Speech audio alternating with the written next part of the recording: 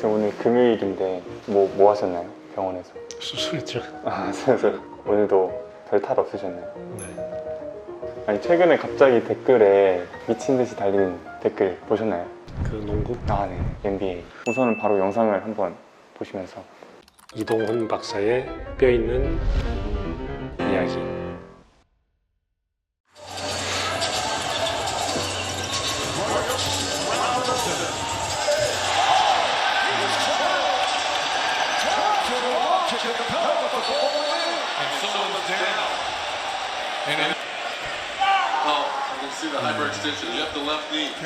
꽤 많이 꺾였네요.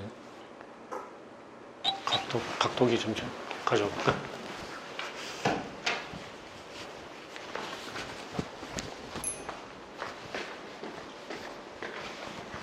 고뉴미터.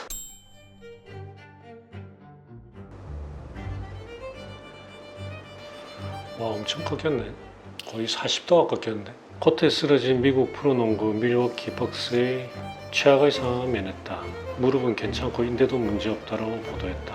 와. 40도인데 그게 가능해? 그럼 각도에 따라 좀 무조건 끊어지고 안 끊어지고 결정되는 건 아니니까. 근데 각도로만 보면 40도면은 십자인대 손상 가능성이 굉장히 높은 각도잖아요. 근데 지난번에 우리 이야기한 것처럼 자꾸 뭐가 필요하네. 다시. 지난번 우리 이야기했던 것처럼 다쳤을 때 아나운서가 하이퍼 익스텐션 인jury 오브 레프트 니라고 하잖아요. 못 들었어. 하이퍼 익스텐션 인jury. 우리가 무릎 구부리는 거 뭐든 관절을 굽히는 거를 플렉션이라고 그러고 펴는 거를 익스텐션이라고 그래. 근데 어쨌든 그 아나운서가 익스텐션인데 하이퍼 익스텐션. 하이퍼라면 자기 관절 범위를 넘어서 과신전된다는 거.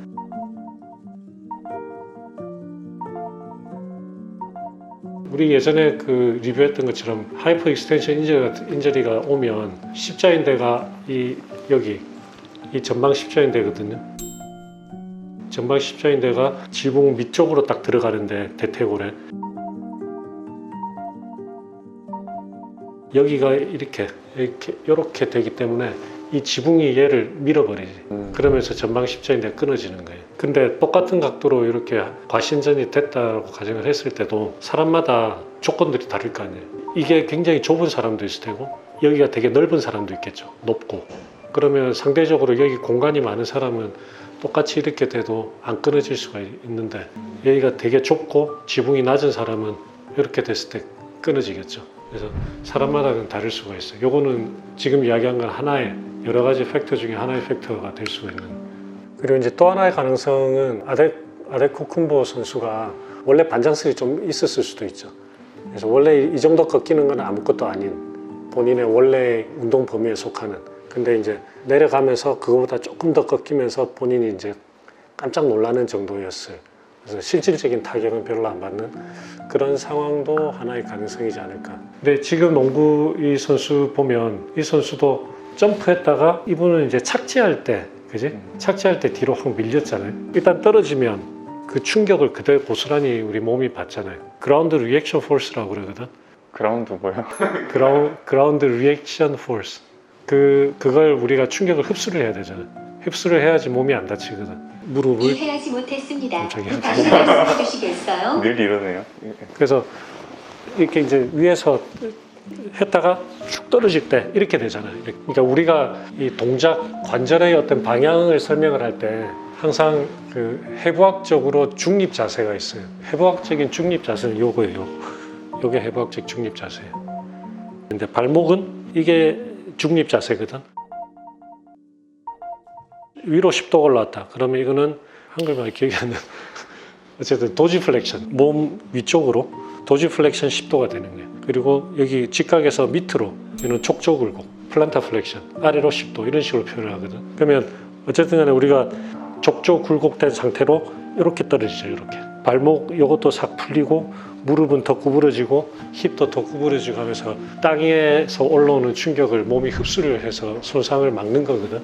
근데 이런 동작이 이제 잘 안 된 거죠. 이 선수 같은 경우에는.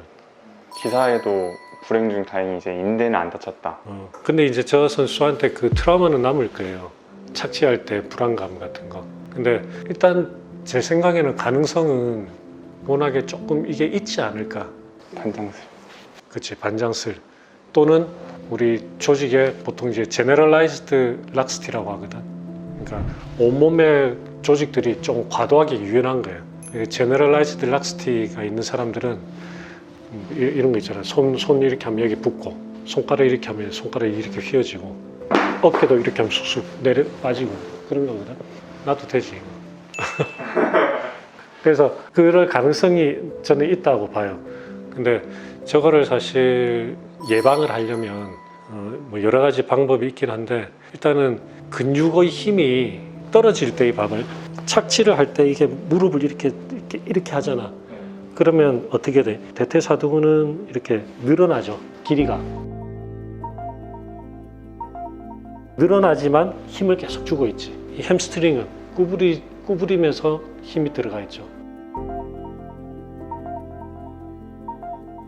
근데 얘들이 서로 힘의 균형이 맞아야 돼요. 이런 랜딩 자세에서 무릎 관절에 손상을 안 주고 안정적으로 되려면 허벅지 근육하고 뒤에 햄스트링이 둘 다 튼튼해야 돼요. 그리고 이렇게 순간적인 상황에서는 큰 도움이 안 될 수도 있지만 뒤에 이쪽 뒤쪽에다가 테이핑을 하는 것도 하나의 방법이에요. 근데 이제 무릎을 살짝 구부린 채로 테이핑을 하는 거죠. 그러면 무릎이 완전히 딱 펴지면 뒤에 피부가 착 당겨지잖아, 테이프 때문에. 그러면 이제 내가 내 무릎이 완전히 펴졌구나를 신호를 받으니까 그런 신호를 이용해서 반사를 유도하는 그런 개념이죠. 이동훈 박사의 뼈 있는 이야기. 그 댓글에 NBA 부상 관련해서 리뷰해달라고 하시는 요청하신 분들이 많아서 오늘 영상을 만들어 봤는데요. 이렇게 모든 운동이 어느 정도 위험성을 가지고 있죠. 특히 재미있는 운동일수록, 남들과 경쟁하는 운동일수록 다칠 확률이 많은데, 여러분도 운동을 하시더라도 운동하시기 전에 스트레칭 잘 하시고, 혹시 다치시더라도 초기에 병원에 꼭 가셔가지고 확인해 보시길 바랍니다.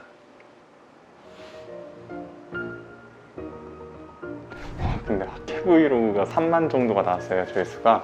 우리 다음 주에 학회 하나 더 있는데. 하키가 더 있으세요? 다음 주에 정형외과 전체 대한정형외과 학회에서 새로운 의료기술, 신의료기술에 대해서 뭔가 발표할 게 있으면은 그걸 가지고 이제 발표하고, 이제 일종의 강의를 할 학회는 신청하세요 했거든. 자석을 이용한 골 연장술, 프리사이즈 스트라이드 있죠. 그거를 우리가 냈는데 채택이 됐어. 그래서 내가 가서 발표할 거예요.